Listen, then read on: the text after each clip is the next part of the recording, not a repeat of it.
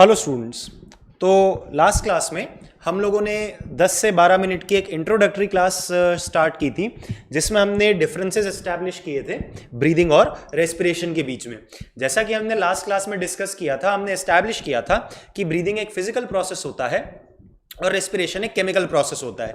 इस चैप्टर में हम लोग ब्रीदिंग के बारे में डिस्कस करने वाले हैं और ये डिस्कस करने वाले हैं कि ब्रीदिंग के टाइम पे जो एयर हम लोग इनहेल करते हैं उस एयर से गैसियस एक्सचेंज कैसे होता है, उस गैसियस एक्सचेंज होने के बाद उन गैसेस का ट्रांसपोर्ट कैसे होता है, लंग्स से टिश्यूज तक कैसे होता है, टिश्यूज से वापस लंग्स तक कैसे होता है, क्या क्या चेंजेस आते हैं और क्या क्या फैक्टर्स रिस्पॉन्सिबल होते हैं जिनके कारण ये गैसियस एक्सचेंज पॉसिबल हो पाता है।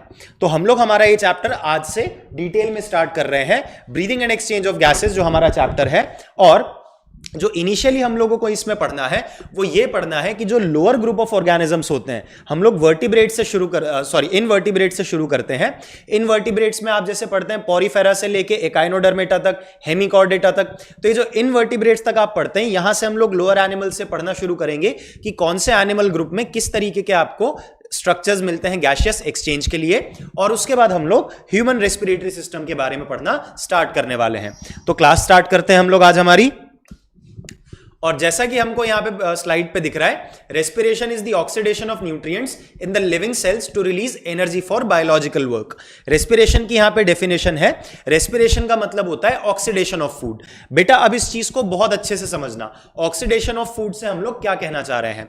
जब आप ऑक्सीडेशन ऑफ फूड की बात करोगे तो ऑक्सीडेशन में एक बात ध्यान रखना, रेस्पिरेशन चाहे एरोबिक हो चाहे एनारोबिक हो, फूड हमेशा ऑक्सीडाइज होता है। ठीक है, फर्क ये होता है कि एरोबिक रेस्पिरेशन में ऑक्सीजन की प्रेजेंस में फूड का ऑक्सीडेशन होता है और एनारोबिक में ऑक्सीजन की एब्सेंस में। एक एग्जांपल की हम लोग बात करते हैं, C6H12O6। जब आप ये ईस्ट को दोगे, तो आपको मिलेगा C2H5OH प्लस CO2। ठीक है, प्लस आपको यहां पे ATP यानी कि एनर्जी मिलेगी। तो ये जो डेफिनेशन हम लोग पढ़ रहे हैं, oxidation of nutrients in the living cells to release energy for biological work. तो ये जो एनर्जी है, हम यहाँ पे एटीपी की बात कर रहे हैं, एडिनोसिन ट्राइफॉस्फेट, जो एनर्जी करेंसी होती है सेल की, और जूनियर क्लासेस में हमने ये पढ़ा भी है। तो हम लोग यहाँ पे ये बात कर रहे हैं, आप कंपेयर करें नंबर ऑफ हाइड्रोजन को। ठीक है, नंबर ऑफ हाइड्रोजन मॉलिक्यूल्स को कंपेयर करें आप, तो आपको देखने को मिलेगा कि यहां पे नंबर ऑफ हाइड्रोजन मॉलिक्यूल्स जो हैं वो रिड्यूस हो चुके हैं, and removal of hydrogen is termed as oxidation.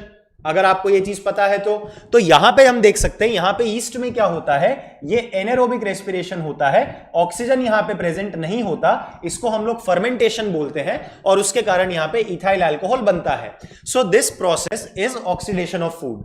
अगर हम लोग एक एग्जांपल और लें, तो हम लोग यहां पे एग्जांपल लेते हैं कि हमारे पास क्या मिलेगा, हमको यहां पे क्या मिलेगा, हमको मिलेगा C6H12O6, और जब आप इसको ब्रेक करेंगे किसके अंदर, माइटोकॉन्ड्रिया के अंदर। ठीक है, आप जब इसको माइटोकॉन्ड्रिया के अंदर ब्रेक करेंगे तो CO2 plus H2O plus ATP। अब बेटा आप इसको कंपेयर करें, देखें यहां पे कार्बन और ऑक्सीजन के बीच में से हाइड्रोजन टोटली गायब हो गया है। यहां पे ऊपर वाली इक्वेशन में कार्बन और ऑक्सीजन के बीच में से हाइड्रोजन का नंबर रिड्यूस हो गया है। तो इसी को हम लोग बोल रहे हैं कि फूड ऑक्सीडाइज हो रहा है। यहां पे ऑक्सीजन के बिना ऑक्सीडाइज हो रहा है, और यहां पे ऑक्सीजन की प्रेजेंस में वो ऑक्सीडाइज हो रहा है। तो ये कहलाता है आपका एरोबिक रेस्पिरेशन, और ये आपका कहलाएगा एनारोबिक रेस्पिरेशन। और मुझे दोनों ही चीजों में दिखाई दे रहा है कि जो फूड है वो क्या हो रहा है, फूड ऑक्सीडाइज हो रहा है, यहां पे in the absence of oxygen और यहां पे in the presence of oxygen. ठीक है, अगर आपको इतनी चीज क्लियर है, तब हम लोग अगले टर्म पे जाते हैं, ब्रीदिंग पे, कि ब्रीदिंग जो है it is exchange of gases. ठीक है, एग्जैक्टली ऑक्सीजन तो हम लोग नहीं बोलेंगे, वो तो लंग्स में जाके ऑक्सीजन को फिल्टर आउट किया जाता है, बट जब आप इनहेल करते हैं तो आप ओवरऑल एयर को ही इनहेल करते हैं। ठीक है, आप ओवरऑल एयर को ही इनहेल करते हैं। तो ये चीज हम लोग यहां पे डिस्कस आज करने वाले हैं, और हमारा जो मेन टॉपिक ऑफ डिस्कशन रहेगा वो ब्रीदिंग के ऊपर ही रहेगा, और वहां से फिर गैसियस एक्सचेंज कैसे होता है इसके ऊपर रहेगा। तो आई होप आप लोगों को ये चीज क्लियर होगी। हम लोग अगली स्लाइड पे चलते हैं। अब यहां पे हम लोग अलग अलग ऑर्गेनिजम्स की रेस्पिरेटरी ऑर्गन्स की बात करते हैं। रेस्पिरेटरी ऑर्गन्स मतलब हम लोग यहां पे बोलेंगे ऑर्गन्स फॉर गैसियस एक्सचेंज। ठीक है, तो जनरल बॉडी सरफेस की अगर आप बात करो, जनरल बॉडी सरफेस में आपके पास क्या आएगा? जनरल बॉडी सरफेस में आपके पास आएंगे,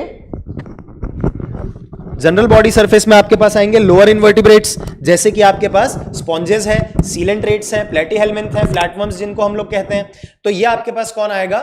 ये आपके पास लोअर इन्वर्टिब्रेट आएंगे, जिनका जो बॉडी सरफेस होता है वहीं से सिंपल डिफ्यूजन के थ्रू क्या होता है, गैसियस एक्सचेंज होना पॉसिबल हो जाता है।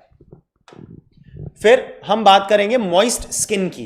तो जब आप मॉइस्ट स्किन की बात करोगे तो आपको यहां पे अर्थवर्म यानी कि एनालिड्स और एम्फीबियंस का एग्जांपल मिलेगा। बेटा यहां पे एक बात आप ध्यान रखना कि ये जो एग्जांपल आपको यहां पे दिया है, एग्जांपल एम्फीबियंस का, ये बहुत इंपॉर्टेंट हो जाता है। ठीक है, इंपॉर्टेंट क्यों हो जाता है? क्योंकि हम लोग यहां पे बात करेंगे फ्रॉग की। ठीक है, हम लोग यहां पे फ्रॉग की बात करेंगे। फ्रॉग जो होता है ना बेटा, फ्रॉग की लाइफ स्पैन में, फ्रॉग की लाइफ साइकिल में आपको different types of respiratory structures देखने को मिलेंगे। जैसे फॉर एग्जांपल अगर मैं फ्रॉग की लार्वल स्टेज की बात करूं, जिसको हम लोग कहते हैं टैडपोल, तो टैडपोल लार्वल स्टेज जो होती है वो एग्जैक्टली फिश जैसी होती है। तो यहां पे जो रेस्पिरेटरी स्ट्रक्चर आपको मिलेंगे वो मिलेंगे गिल्स।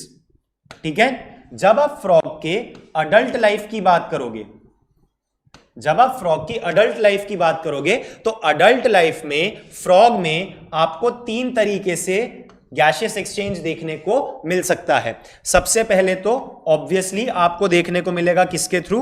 आपको सबसे पहले तो देखने को मिलेगा ऑब्वियसली पल्मोनरी रेस्पिरेशन। बेटा जहां पे भी पल्मोनरी वर्ड लग गया मतलब it is always related to lungs. ठीक है, it is always related to lungs. तो फ्रॉग में एक बार आपको देखने को मिल गया पल्मोनरी रेस्पिरेशन, फिर आपको फ्रॉग में देखने को मिलेगा बकोफेरिंजियल रेस्पिरेशन।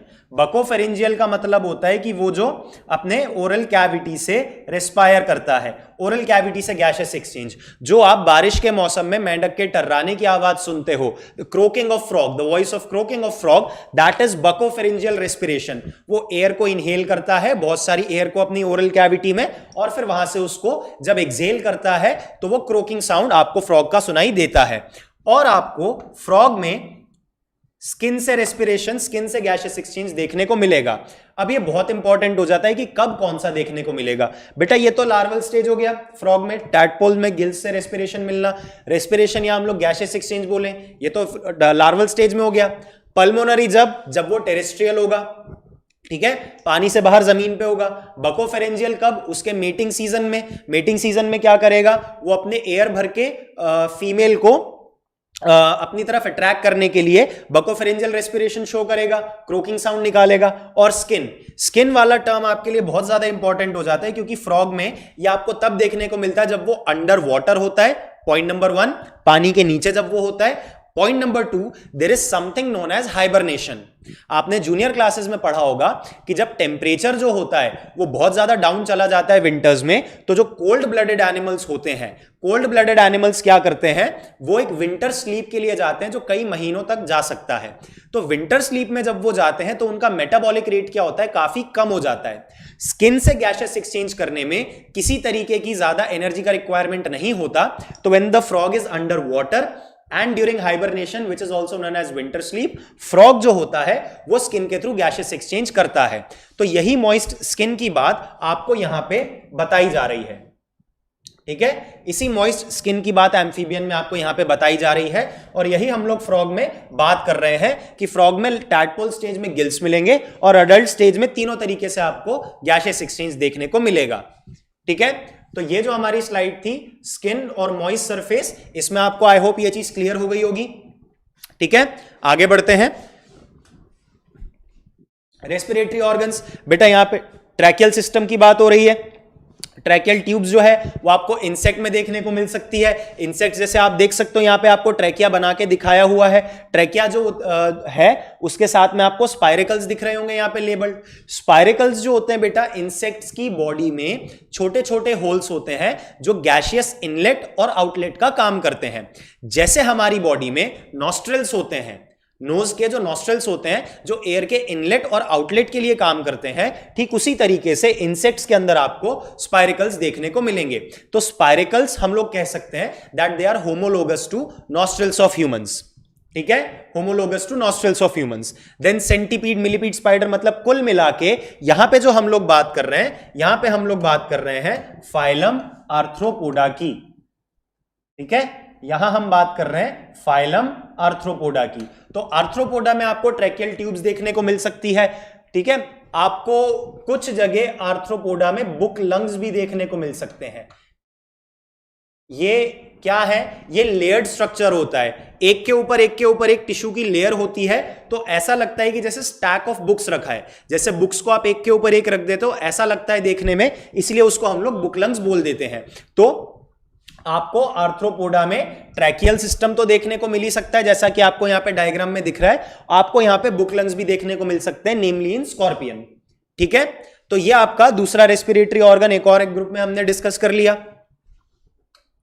फिर आगे आते हैं रेस्पिरेटरी ऑर्गन्स गिल्स की। जैसे हम लोग बात करते हैं तो आप देख सकते हैं एग्जांपल, यहां पे फिश आ गया, टैडपोल का एग्जांपल अभी हम लोगों ने डिस्कस किया। ठीक है, तो gills act as organs of gaseous exchange in aquatic organisms. Aquatic organisms जैसे फिश, टैडपोल और प्रॉन। अब यहां पे एक कंफ्यूजन आपके दिमाग में आ सकता है, व्हाट अबाउट व्हेल्स? हिंदी में बात करते करते व्हेल मछली हम लोग बोल देते हैं, but always remember whale is not a fish, whale is a mammal. ठीक है, व्हेल फिश नहीं है, व्हेल एक मैमल है। तो उसमें आपको गैसियस एक्सचेंज लंग्स के थ्रू ही देखने को मिलेगा।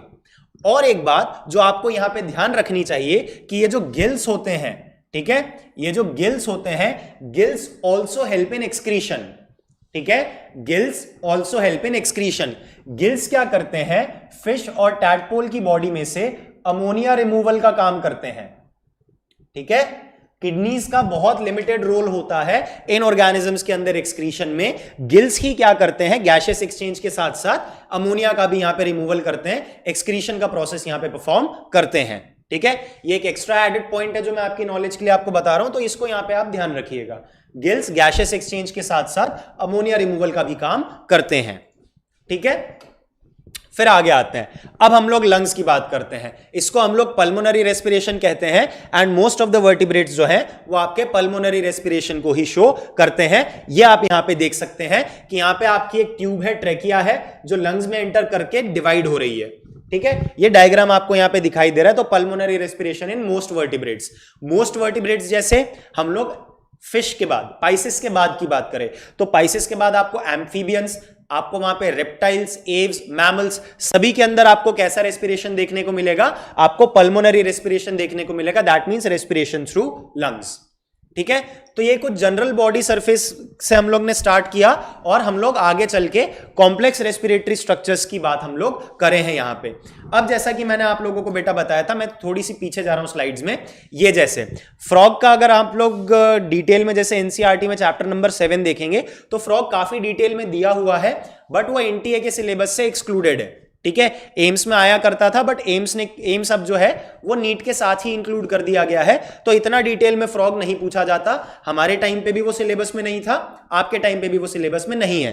फ्रॉग के बारे में जितनी भी जो डिटेल है, जिस तरीके से हम लोग यहां पे अभी डिस्कस किए हैं, जिस तरीके से यहां पे हम लोग डिस्कस किए हैं, चैप्टर बाय चैप्टर फ्रॉग में हम लोग और भी चीजें डिस्कस करते जाएंगे। तो फ्रॉग और अर्थवर्म का जो क्वेश्चन है वो इनके बाहर आपका नहीं जाएगा। तो जो भी हम लोग यहां पे लोअर ऑर्गेनिजम्स की बात करेंगे चैप्टर बाय चैप्टर, आप इन चीजों पे पॉइंट वाइज बहुत ध्यान दीजिएगा, क्योंकि नीट में इन पे क्वेश्चंस काफी सारे आते हैं। ठीक है बेटा, चलो आगे बढ़ते हैं। और अब हम लोग बात करते हैं किसकी? अब हम लोग बात करते हैं ह्यूमन रेस्पिरेटरी सिस्टम की। ठीक है, हम लोग बात करते हैं किसकी?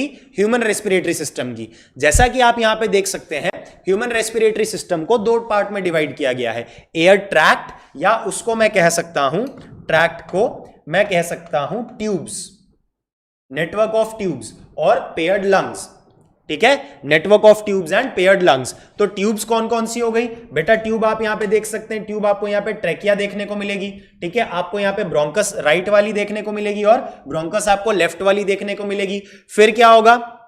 प्राइमरी ब्रोंकस इसको हम लोग बोल रहे हैं, लंग्स में एंटर करेंगे, सेकेंडरी बनाएंगे, टर्शरी बनाएंगे, टर्मिनल बनाएंगे, टर्मिनल के एंड पे आपको एल्वियोलाई देखने को मिलेंगे। तो ये जो लंग्स की पूरी एनाटॉमी है ये हम लोग आने वाली स्लाइड्स में देखने वाले हैं। एक आपको यहां पे टर्म देखने को मिल रहा है और वो टर्म है कैरीना, ठीक है, ये वो सैफ अली खान वाली कैरीना नहीं है, ये कैरीना सबकी बॉडी में होती है, ठीक है।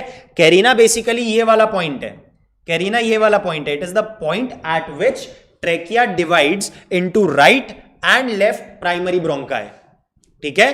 Carina is the point in the body at which trachea divides into right and left bronchi, और ये होता है T5 लेवल पे। T5 लेवल का मतलब होता है fifth thoracic vertebra, fifth thoracic vertebra. तो T5 का जो लेवल होता है, इस लेवल पे आपकी जो ट्रेकिया होती है वो दो ब्रांचेस में डिवाइड करती है, और जैसा कि आप डायग्राम में देख सकते हैं ये दोनों ब्रांचेस जो होते हैं अपने अपने कंसर्न लंग्स में एंटर कर जाते हैं।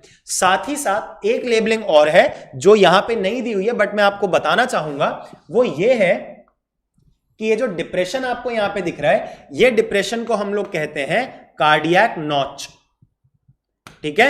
जो लेफ्ट लंग में डिप्रेशन है, इस लेफ्ट लंग के डिप्रेशन को हम लोग कहते हैं कार्डियक नॉच, और ये जो कार्डियक नॉच होती है this is basically a depression to provide place for heart, ठीक है, this is a depression to provide place for heart, ठीक है बेटा। तो एक लेबलिंग ये मिसिंग थी। दूसरी लेबलिंग जो मिसिंग है आपको यहां पे लंग्स के ऊपर, मिसिंग नहीं है, दी हुई है, लंग्स के ऊपर आपको यहां पे ब्लू कलर की एक कवरिंग दिख रही होगी। उस ब्लू कलर की कवरिंग को हम लोग प्लूरा बोलते हैं या प्लूरल मेम्ब्रेन बोलते हैं। It is a fluid filled membrane जो शॉक एब्जॉर्बर का काम करती है, लंग्स को किसी भी तरीके के डैमेज से बचाती है, ठीक है। तो ये चीजें हमको यहां पे दिख रही है, nasal cavity, nostril, oral cavity, ये सारी चीजें हम लोग फर्दर आने वाली स्लाइड्स में डिटेल में अभी डिस्कस करने वाले हैं, ठीक है। एक पॉइंट और आपको यहां पे ध्यान देना चाहिए, मैं थोड़ा सा स्लाइड को क्लीन कर दूं।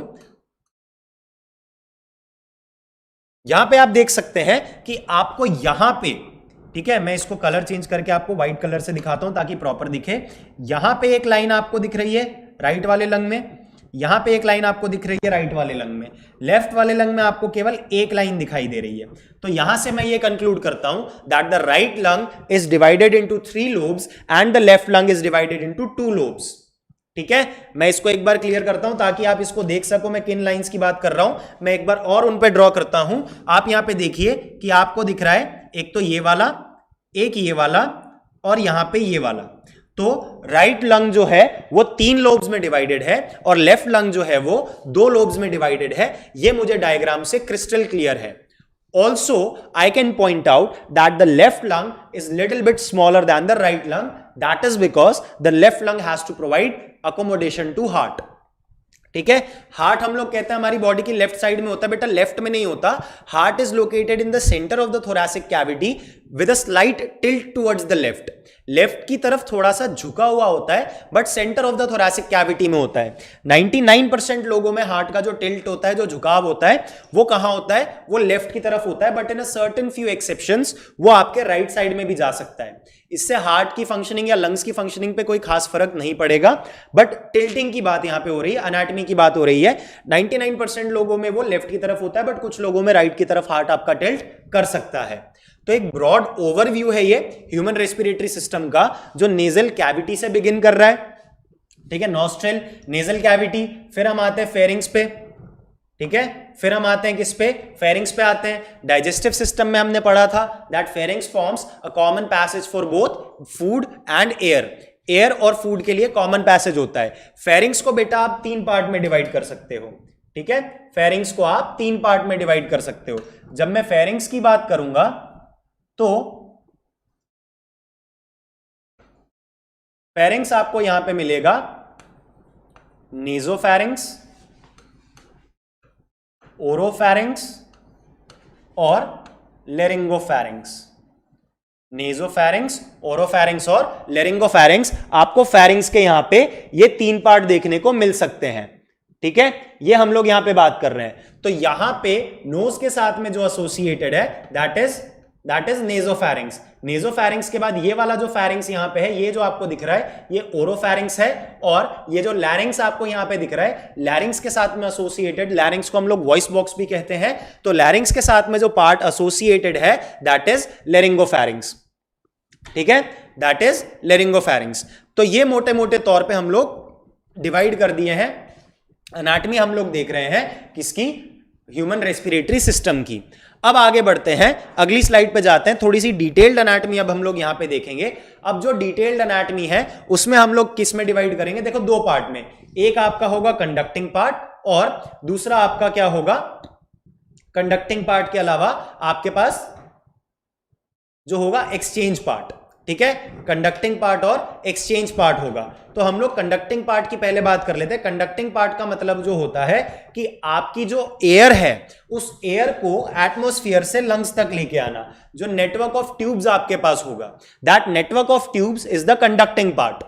ठीक है, network of tubes is the conducting part, जिसको आप क्या कहते हैं, जिसको आप एयर ट्रैक्ट कहते हैं। ठीक है, जिसको आप एयर ट्रैक्ट कहते हैं, ये आपका कंडक्टिंग पार्ट कहलाएगा। और कंडक्टिंग पार्ट में आप देख सकते हैं क्या बता रहे, transports atmospheric air into the alveoli. अब एल्वियोलाई क्या होते हैं, एल्वियोलाई बेटा हम लोग आगे पढ़ेंगे, जब लंग्स का इंटरनल स्ट्रक्चर देखेंगे तो हम लोग ये देखेंगे कि जब टर्मिनल ब्रोंक्यूल्स बनते हैं, ठीक है ना, यहां पे मैंने आपको बताया था कि प्राइमरी बना है, प्राइमरी, सेकेंडरी, टर्शरी, टर्मिनल। तो जो टर्मिनल ब्रोंक्यूल्स होते हैं, टर्मिनल ब्रोंक्यूल्स के एंड पे आपको बलून लाइक स्ट्रक्चर्स देखने को मिलेंगे and those balloon like structures are known as alveoli. तो वो आपका होता है site of gaseous exchange. Alveoli में O2 CO2 का एक्सचेंज किया जाता है। हम लोग आगे आने वाली स्लाइड्स में इसको डिटेल में देखेंगे, but as of now conducting part की जब आप बात करोगे तो एटमॉस्फेरिक एयर को क्या करेगा, एटमॉस्फेरिक एयर को ट्रांसपोर्ट करेगा लंग्स की एल्वियोलाई में। और एयरवेज क्या रहेंगे, एयरवेज फॉरेन पार्टिकल से क्लियर रहेंगे, बिल्कुल ओपन रहेंगे। और इसके साथ साथ अब यहां पे बताया जा रहा है कि ह्यूमिडिफाई करता है और एयर को बॉडी टेम्परेचर पे लेके आता है। बेटा ये जो फंक्शन यहां पे है ना, ये जो फंक्शन है, ये फंक्शन नोज का होता है। नोज बेटा एयर कंडीशनिंग का काम करती है। ठीक है, नोज क्या करती है, नोज एयर कंडीशनिंग का काम करती है। जो ह्यूमिडिफाई करने का मतलब है कि एयर को मॉइस्ट बनाना है, और मॉइस्ट बनाने के साथ साथ क्या करना है, मॉइस्ट बनाने के साथ साथ उसको बॉडी टेम्परेचर पे लेके आना है। से फॉर एग्जांपल कि बाहर सर्दी का मौसम है, सर्दी के मौसम में जो एयर का टेम्परेचर होता है वो बॉडी टेम्परेचर से काफी कम होता है। हमारी जो बॉडी का टेम्परेचर होता है, हमारी बॉडी का टेम्परेचर नॉर्मली होता है 37.1 degree Celsius to 37.3 degree Celsius. Fahrenheit में आप बात करोगे तो 98.3 degree Fahrenheit to 98.6 degree Fahrenheit. ठीक है, ये हमारी बॉडी का नॉर्मल टेम्परेचर होता है। और हमको पता है कि सर्दियों में इतना टेम्परेचर नहीं होता। ठीक है, सर्दियों में इतना टेम्परेचर नहीं होता। अगर आप नॉर्थ इंडिया में रहते हो तो बेटा ये तो सिंगल डिजिट में चला जाता है। तो जब आप एयर को इतना ज्यादा इनहेल कर रहे हैं, 24 घंटे आप में इनहेलेशन चल रहा है, तो वो आपकी बॉडी टेम्परेचर को रिड्यूस कर सकती है। इतनी ठंडी एयर आप अगर इनहेल करेंगे तो नोज क्या करती है, नोज एयर कंडीशनिंग का काम करती है and it moistens the air and it also warms the air. Moist बनने से क्या होता है कि ये जो हमारे रेस्पिरेटरी पाथवेज होते हैं ये सूखते नहीं है, ड्राई अप नहीं होते। ठीक है, और थोड़ा सा हम लोग मैकेनिज्म देखेंगे ये क्या होते हैं, ये ड्राई अप नहीं होते हैं। तो ये नोज का काम होता है। ठीक है बेटा, इतना क्लियर हुआ। तो कंडक्टिंग पार्ट की हम लोग आगे और बात करते हैं। आपको कंडक्टिंग पार्ट का एक पूरा फ्लो चार्ट यहां पे दिया हुआ है। ठीक है, आपको यहां पे पूरा फ्लो चार्ट दिया हुआ है और यहां पे आपको एल्वियोलाई भी दिया हुआ है। और एल्वियोलाई के साथ आप देख सकते हैं कंडक्टिंग जोन और रेस्पिरेटरी जोन आपको दोनों पास पास दिए हुए हैं। कंडक्टिंग जोन में देखिए ट्रेकिया, ब्रोंकस, ब्रोंकियल ट्री दिया हुआ है। ब्रोंकियल ट्री मतलब बेसिकली जो आपकी ब्रांचिंग से बन रहा है। ये जो आप ब्रांचिंग देख रहे हैं जहां पे आपको ये जो प्राइमरी ब्रोंका है, सेकेंडरी, टर्शरी, टर्मिनल ब्रोंक्यूल में उसकी ब्रांचिंग हो रही है, इसको हम लोग कहते हैं ब्रोंकियल ट्री। और ब्रोंकियल ट्री में जो ये टर्मिनल ब्रोंक्यूल आप यहां पे देख रहे हैं, टर्मिनल ब्रोंक्यूल के एंड पे आपको देखने को मिल रहे हैं एल्वियोलाई। आप देख सकते हैं बलून लाइक स्ट्रक्चर आपको दिख रहे हैं, वो एल्वियोलाई है, सिंगुलर एल्वियोलस है। तो ये होता है आपका रेस्पिरेटरी जोन, या इसी रेस्पिरेटरी जोन को हम लोग कहते हैं एक्सचेंज जोन, क्योंकि यहीं पे गैसियस एक्सचेंज आपका होता है। इसी को आप एक्सचेंज जोन भी कह सकते हो। तो कंडक्टिंग पार्ट आप देखो बेटा कहां से कहां तक होना चाहिए। कंडक्टिंग पार्ट आपका एक्सटर्नल नॉस्ट्रिल से शुरू होकर कहां तक जाएगा, एक्सटर्नल नॉस्ट्रिल से आपका शुरू होकर जाएगा टर्मिनल ब्रोंक्यूल्स तक। और ये जो आपका रेस्पिरेटरी ब्रोंक्यूल और एल्वियोलर डक्ट, साथ में एल्वियोला है, एल्वियोलर डक्ट साथ में एल्वियोला है, ये आपका क्या फॉर्म करेंगे, रेस्पिरेटरी जोन या एक्सचेंज जोन। यहां से आपका क्या होगा, गैशियस एक्सचेंज होगा। आप यहां पे एक लाइन लिखी हुई देख सकते हैं, each terminal bronchiole gives rise to many thin and vascularised alveoli. अब यहां पे बेटा ये वैस्कुलराइज्ड वर्ड बहुत इंपॉर्टेंट है। वैस्कुलराइज्ड वर्ड का मतलब होता है कि वहां पे बहुत रिच ब्लड सप्लाई है। ऑब्वियसली रिच ब्लड सप्लाई होगा ही। मैं आपको यहां पे छोटी सी एक चीज बना के बता देता हूं, ठीक है। मैं आपको यहां पे एक चीज बता देता हूं, उस चीज को आप समझना। हम लोग एक बहुत सिंपल लाइन डायग्राम से समझने की कोशिश करेंगे। देखो बेटा, ये जो है इसको हम लोग सिंपल से लाइन डायग्राम से एक ह्यूमन हार्ट बता देते हैं। और ह्यूमन हार्ट 4 चेम्बर्ड होता है। ऊपर वाले जो 2 छोटे चेम्बर होते हैं उनको एट्रिया कहते हैं, और नीचे वाले बड़े चेम्बर्स को हम लोग वेंट्रिकल कहते हैं। यहां पे हमने बता दिया टिश्यूज, और यहां पे हम लोग बताएंगे ह्यूमंस के अंदर लंग्स। ठीक है बेटा। अब हम लोग बात करेंगे कि जो टिश्यूज हैं, टिश्यूज से 2 बड़ी वेन्स उठती हैं, और ये बड़ी वेन्स उठ के कहां आती हैं, ये आती हैं राइट एट्रियम में, और इनको हम लोग कहते हैं superior vena cava and inferior vena cava. जो सुपीरियर वेना केवा होती है वो हार्ट के लेवल के ऊपर जो ऑर्गन्स हैं वहां से डीऑक्सीजनेटेड ब्लड कलेक्ट करती है, और इंफीरियर वेना केवा हार्ट के लेवल के नीचे के जो ऑर्गन्स हैं वहां से क्या करती है, डीऑक्सीजनेटेड ब्लड को कलेक्ट करती है। ये डीऑक्सीजनेटेड ब्लड फिर आता है राइट वेंट्रिकल में, और वहां से एक ब्लड वेसल इसको लेके जाता है लंग्स में, और ये ब्लड वेसल कहलाता है pulmonary artery. Pulmonary artery carries deoxygenated blood from heart to lungs. अब यहां पे बेटा आप एक चीज नोटिस करना, ठीक है, बहुत इंपॉर्टेंट है, इसको बिल्कुल भूलना मत। जब आप टिश्यूज की बात करोगे तो टिश्यूज क्या करते हैं, टिश्यूज ऑक्सीजन यूज अप करते हैं। ऑक्सीजन यूज अप करेंगे तो यहां पे ऑक्सीजन कंसंट्रेशन कैसा रहेगा, कम रहेगा, और CO2 कंसंट्रेशन कैसा रहेगा, वो ज्यादा रहेगा, क्योंकि ऑक्सीजन यूज करके इन्होंने CO2 बना दिया है।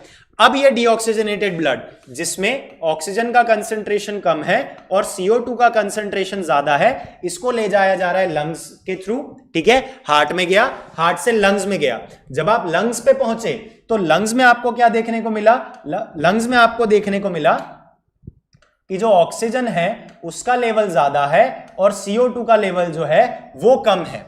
तो क्या होगा, तो बेटा अब हम लोग गैशियस एक्सचेंज की बात कर रहे हैं। पिछली स्लाइड पे आते हैं। देखो बेटा, एक्सचेंज जोन की बात कर रहे हैं, ठीक है, वैस्कुलराइज्ड की बात कर रहे हैं। वही चीज मैं आपको समझाना चाह रहा हूं कि यहां पे बहुत rich supply of blood capillaries होता है, बहुत rich supply of blood capillaries होता है। तो ये जब ब्लड लंग्स में एल्वियोलाई पे जाएगा, ये कम ऑक्सीजन लेके जा रहा है और एल्वियोलाई में ज्यादा ऑक्सीजन है। तो क्या होगा, ज्यादा ऑक्सीजन होने के कारण अब जो ब्लड यहां से बाहर निकलेगा वो आएगा आपके लेफ्ट एट्रियम में, लेके आने वाली होगी पल्मोनरी वेन, और यहां पे ये जब ब्लड आएगा तो इसमें क्या होगा, अब इसमें ऑक्सीजन ज्यादा हो चुका है और CO2 क्या हो गया है, कम हो चुका है। और वो CO2 जो यहां पे वो CO2 जो है लंग्स में क्या हुआ है, लंग्स ने उसको एक्सपेल कर दिया है, लंग्स ने उसको बाहर फेंक दिया है। तो अब यहां पे ऑक्सीजन ज्यादा हो गया है और CO2 कम हो गया है, ठीक है। अब ये जो ब्लड है लेफ्ट एट्रियम से आएगा आपके लेफ्ट वेंट्रिकल तक, और वहां से बॉडी की सबसे बड़ी आर्टरी निकलेगी जिसको हम लोग कहते हैं अयोटा, या डॉर्सल अयोटा भी उसको हम लोग कहते हैं। आगे आने वाले चैप्टर्स में हम लोग पढ़ेंगे। तो ये क्या करती है, अब ये ऑक्सीजनेटेड ब्लड को पूरे टिश्यूज में ले जाएगी और ये साइकिल दोबारा कंटिन्यू होता रहेगा, ठीक है। ये जो साइकिल है ये पूरा का पूरा दोबारा कंटिन्यू होता रहेगा। अब ये आपको प्रोसेस अगर अचीव करना है, and alveoli are the sites of gaseous exchange, तो बेटा एल्वियोलाई के पास ब्लड सप्लाई अगर अच्छा होगा तभी ज्यादा से ज्यादा ब्लड का ऑक्सीजनेशन वहां पे करना पॉसिबल हो पाएगा। अगर वहां पे ब्लड सप्लाई ही लिमिटेड है तो ब्लड का ऑक्सीजनेशन भी लिमिटेड रहेगा। तो यही चीज आपको यहां पे बताई जा रही है कि यहां पे क्या है, वैस्कुलराइज्ड एल्वियोलाई है। वैस्कुलराइज्ड होने के कारण क्या है कि यहां पे अच्छा खासा गैशियस एक्सचेंज हो पाता है, ब्लड ऑक्सीजनेट यहां पे किया जा सकता है। यही चीज आपको यहां पे बताई गई है, ठीक है। इतना समझ में आया, यहां तक कोई प्रॉब्लम है? अभी ये गैशियस एक्सचेंज यहां पे कैसे होता है, यहां पे कैसे होता है, वो हम लोग आगे आने वाली स्लाइड्स में देखेंगे, जैसे जैसे हम लोग चैप्टर को आगे कवर करते जाएंगे, ठीक है। चलो इतनी चीज क्लियर हुई बेटा? इसका स्क्रीनशॉट ले लोगे तो बहुत अच्छा रहेगा, ये आपके बहुत काम की चीज है। और मैं तो आपको ये भी बोलूंगा कि इसके साथ साथ आप अगर इसका भी स्क्रीनशॉट ले सकें तो इसका भी स्क्रीनशॉट लीजिए, क्योंकि इसमें बहुत इंपॉर्टेंट चीज आपको बताई है। इसमें आपको पूरा का पूरा पाथवे बताया हुआ है, पूरा का पूरा पाथवे बताया हुआ है कि एयर कैसे ट्रैवल करती है, कहां से ट्रैवल करती है और कहां तक ट्रैवल करती है। ठीक है? और एल्वियोलाई के बारे में याद रखना कि जो एल्वियोलाई होते हैं they are the structural and functional unit of lungs. Alveoli are structural and functional unit of lungs. ठीक है? इतनी बात आपको यहां पे याद रखनी है। दूसरी बात बेटा यहां पे ना एक चीज और याद रखना कि एल्वियोलाई जो होते हैं ना, ये गैसियस एक्सचेंज के लिए सरफेस एरिया बहुत ज्यादा बढ़ा देते हैं। अगर आप लंग्स को ओपन करके एंड टू एंड स्प्रेड करोगे तो 100 मीटर स्क्वायर का एरिया ऑक्यूपाई कर सकते हैं। इतना ज्यादा एरिया हमारे लंग्स के अंदर एनक्लोज्ड होता है। ठीक है? एंड टू एंड उसको ऑक्यूपाई 100 मीटर स्क्वायर को वो कर सकते हैं। ठीक है? तो ये चीज अगर आपको क्लियर है, हम लोग इसके बाद नेक्स्ट स्लाइड पे जाते हैं। अब ये देखिए यहां पे लैरिंग्स जो होता है, लैरिंग्स को हम लोग वॉइस बॉक्स या साउंड बॉक्स भी कहते हैं। ठीक है? ये कार्टिलेजिनस बॉक्स होता है और आपको यहां पे जो लैरिंग्स है, लैरिंग्स की आपको यहां पे कार्टिलेजेस दी हुई है। आप देख सकते हैं आपको यहां पे थायराइड, क्रिकोथायराइड, क्रिकोइड कार्टिलेज और एपिग्लॉटिस देखने को मिलेगी। ठीक है ना? साथ ही साथ आपको यहां पे हायोइड बोन देखने को मिल सकता है। ये हम लोग डिटेल में आगे पढ़ने वाले हैं। ठीक है? लैरिंग्स में आप ये याद रखिएगा, इन ऑल लैरिंग्स में होती है 9 कार्टिलेजेस। ठीक है? लैरिंग्स में होती है 9 कार्टिलेजेस। इसमें से 3 कार्टिलेजेस आर पेयर्ड। अगर 3 पेयर्ड है यानी कि total 6 in number, total 6 in number, and 3 are unpaired, 3 are unpaired. ठीक है? तो 6 और 3 कितने हो गए? 9 हो गए। ठीक है बेटा? लैरिंग्स की कितनी कार्टिलेज है? लैरिंग्स में 9 कार्टिलेजेस हैं, जिसमें से 6 कार्टिलेजेस जो हैं, जिसको हम लोग कह सकते हैं that 3 cartilages are paired while 3 cartilages are unpaired. अब जैसे मैं अगर आपको अनपेयर्ड कार्टिलेज का यहां पे एग्जांपल देना चाहूं तो अनपेयर्ड कार्टिलेज आपको यहां पे एपिग्लॉटिस देखने को मिल सकता है। आपको यहां पे क्या देखने को मिल सकता है? एपिग्लॉटिस देखने को मिल सकता है। ठीक है बेटा? 3 पेयर्ड कार्टिलेजेस की हम लोग बात कर रहे हैं। 3 पेयर्ड कार्टिलेज कौन कौन से हुए आपके पास? आपके पास 3 पेयर्ड कार्टिलेज कौन कौन से हुए? थोड़ा सा देखो, ध्यान दो। अनपेयर्ड तो मैंने आपको एक बता दिया, कौन सा हुआ? अनपेयर्ड आपका एपिग्लॉटिस हुआ। ठीक है? आपके जो एपिग्लॉटिस के अलावा आपको जो 2 कार्टिलेज और यहां पे दिख रहे हैं, कौन कौन से? आपको जो यहां पे क्रिकोइड कार्टिलेज दिख रहा है और आपको यहां पे थायराइड कार्टिलेज दिख रहा है। क्रिकोइड और थायराइड कार्टिलेज, ये भी क्या होते हैं? ये भी आपके अनपेयर्ड कार्टिलेज होते हैं। ठीक है? ये आपके अनपेयर्ड कार्टिलेज होते हैं। तो बेटा मैं क्या करता हूं, मैं यहां पे आपको लिख देता हूं, क्योंकि ये क्वेश्चन कुछ एग्जाम्स में आया हुआ है और आप जब स्टडी पैकेजेस सॉल्व करते हैं तो ये क्वेश्चन वहां पे आपको मिलता है। तो मैं ये नहीं चाहता कि मेरे बारे में ये बोला जाए कि ये पैसा तो साला पूरा लेता है पर पढ़ाता आधा अधूरा है। ठीक है? तो मैं आपको यहां पे बता देता हूं कि जो अनपेयर्ड कार्टिलेजेस हैं लैरिंग्स के, अनपेयर्ड कार्टिलेज कौन से हैं। तो यहां पे हम लोग लिखेंगे अनपेयर्ड कार्टिलेज ऑफ लैरिंग्स, और जो अनपेयर्ड कार्टिलेज ऑफ लैरिंग्स है वहां पे आपको कौन सा देखने को मिलेगा? आपको यहां पे देखने को मिलेगा थायराइड, ठीक है, क्रिकोइड और एपिग्लॉटिस। तो ये 9 में से 3 तो आपके हो गए अनपेयर्ड कार्टिलेज, थायराइड, क्रिकोइड और एपिग्लॉटिस। अब फिर आपके पास यहां पे पेयर्ड कार्टिलेजेस भी होंगे। तो जो पेयर्ड कार्टिलेजेस हैं थायराइड के लैरिंग्स के पेयर्ड कार्टिलेजेस हैं, पेयर्ड कार्टिलेजेस की जब हम लोग बात करेंगे, पेयर्ड कार्टिलेजेस की जब हम लोग बात करेंगे तो पेयर्ड कार्टिलेज में मेरे पास क्या आएगा? पेयर्ड कार्टिलेज में मेरे पास आएगा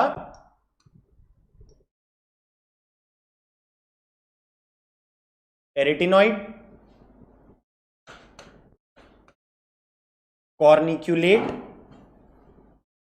एरिटिनॉइड, कॉर्निक्यूलेट और क्यूनिफॉर्म। ठीक है? ये आपके पेयर्ड कार्टिलेज हैं और ये आपके अनपेयर्ड कार्टिलेज हैं। इसको नोट डाउन कर लीजिए, इसको प्लीज आप नोट डाउन कर लीजिए, ये इंपॉर्टेंट है।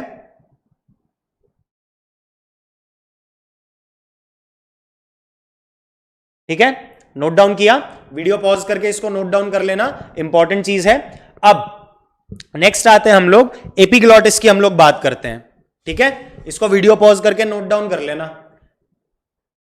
हम लोग एपिग्लॉटिस की बात करते हैं। बेटा एपिग्लॉटिस, जैसा कि मैंने आपको डाइजेशन और एब्जॉर्प्शन के टाइम भी बताया था कि एपिग्लॉटिस जो होता है वो ट्रैकिया के लिए एक ढक्कन का काम करता है। जब भी हम लोग फूड, वाटर या सलाइवा को स्वॉलो करते हैं तो वो क्या करता है, वो ट्रैकिया को बंद कर देता है और जिससे हमारा फूड, सलाइवा, वाटर जो है वो ट्रैकिया में नहीं जा सकता।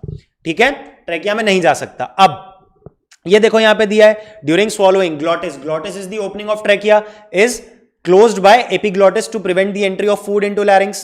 ठीक है, फिर trachea, all bronchi and initial bronchioles, initial मतलब आपका सेकेंडरी ब्रोंक्यूल तक, ठीक है, supported by half cartilaginous rings.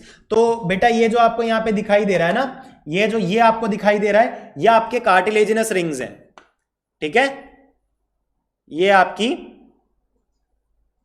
Cartilaginous rings हैं, ये हाफ हैं। हाफ का मतलब है ये सी शेप के होते हैं। ठीक है, ये कैसे शेप के होते हैं, ये जो होते हैं ये सी शेप के होते हैं इस तरीके से, यानी कि पोस्टीरियरली इनकम्प्लीट है।